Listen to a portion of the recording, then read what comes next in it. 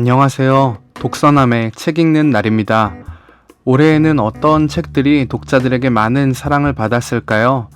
2019년 베스트셀러의 순위를 살펴보고 각 책에 대해 간단히 소개해드리겠습니다.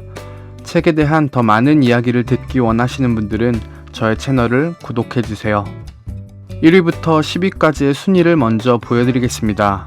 여러분은 이 중에 어떤 책을 읽어보셨나요? 혹시 아직 읽어보지 않으신 책이 있으신가요? 제가 1위부터 5위까지의 책을 조금 자세하게 설명해 드리겠습니다. 영상 끝까지 함께 해주세요. 1위는 김영하 작가의 여행의 이유입니다. 이 책은 단순히 여행의 경험들을 풀어놓은 책은 아니고요. 여행에서 느끼고 경험한 것들을 글쓰기나 인간, 세상, 인생의 의미, 이러한 주제로 사유를 확장해 나가는 에세이의 글입니다. 전체 9편의 글로 구성이 되어 있어요. 가브리엘 마르셀이나 천상병 시인 같은 분들은 인생을 여행에 비유하기도 했죠. 또 여행과 독서 역시 서로 통하는 면이 있습니다. 이 책을 통해 김영하 작가의 사유의 여행, 그리고 인생의 여행에 동행해 보는 것도 좋을 것 같습니다. 책에서 인상적이었던 한 구절을 제가 읽어드릴게요. 여행의 이유를 캐다 보니 삶과 글쓰기, 타자에 대한 생각들로 이어졌다. 여행이 내 인생이었고 인생이 곧 여행이었다. 우리는 모두 여행자이며 타인의 신뢰와 환대를 절실히 필요로 한다. 아마 읽어보시면 대부분 마음에 들어 하실 책일 겁니다. 2위는 공부머리 독서법입니다.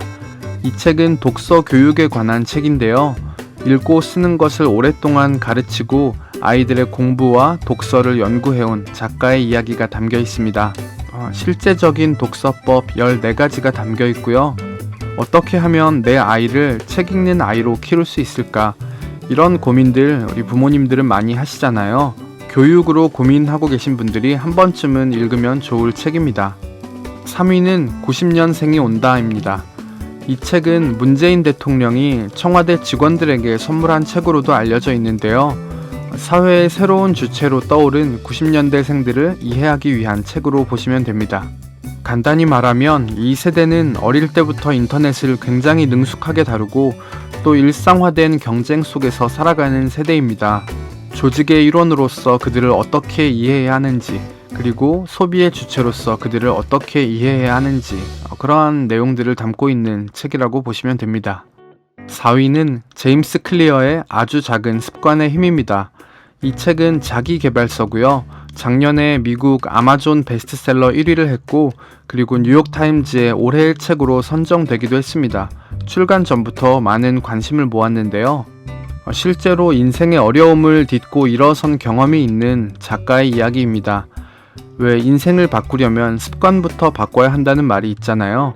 이 책에서는 습관을 바꾸기 위한 4가지의 법칙, 분명하게, 매력적이게, 쉽게, 만족스럽게 라는 단계를 이야기합니다. 궁금하신 분들은 책을 읽어보시면 아마 발전의 계기로 삼을 수 있지 않을까 생각해 봅니다. 5위는 야마구치 슈의 철학은 어떻게 삶의 무기가 되는가입니다.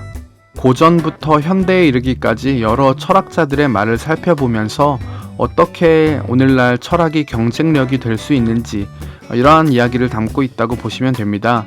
저는 이 책을 실용 입문서 또는 실용 교양서로 분류하고 싶네요. 사람, 조직, 사회, 사고라는 4가지의 큰 주제를 다루고 있고요. 무엇보다 사고 과정이나 문제를 대하는 자세에 대한 통찰을 배울 수 있는 책이라고 할 수 있습니다. 그리고 베스트셀러 100권으로 올해 동향을 한번 살펴보려고 하는데요. 가장 먼저 눈에 띄는 점은 올해에도 에세이는 여전히 강하다는 점입니다. 2017년도 1위는 언어의 온도, 그리고 작년도의 1위는 곰돌이 푸 행복한 일은 매일 있어, 그리고 올해의 1위는 여행의 이유였죠. 모두 에세이입니다. 그리고 인문 교양서가 상당히 강해졌는데요. 아까 소개해드렸던 철학은 어떻게 삶의 무기가 되는가, 이 책 외에도 12가지 인생의 법칙, 당신이 옳다, 역사의 쓸모 등등의 어떤 인문 철학서들이 올해 많이 베스트셀러에 올랐습니다. 반면에 자기계발서는 약세를 보였는데요. 작년까지는 에세이나 문학, 어린이 도서 다음에 자기계발서가 있었습니다. 작년에 100권 중에 총 11권이 있었는데 올해에는 5권에 머물면서 상당한 약세를 보이고 있습니다. 그리고 어린이 문학이나 부모 교육에 관한 책들이 상당히 떠오르는 경향을 보이고 있습니다. 특히 어린이 문학이 에세이나 문학을 제치고 베스트셀러 100에 가장 많이 올랐는데요. 에세이는 13권, 문학은 14권, 그리고 어린이 문학은 무려 19권이나 베스트셀러에 올랐습니다. 예를 들면 공부머리 독서법, 아이를 위한 하루 한 줄 인문학, 말하기 독서법 등등이 있었고요. 부모 교육에 관한 책으로는 왜 아이에게 그런 말을 했을까, 엄마의 말하기 연습, 못 참는 아이, 욱하는 부모, 이런 책들이 있었습니다.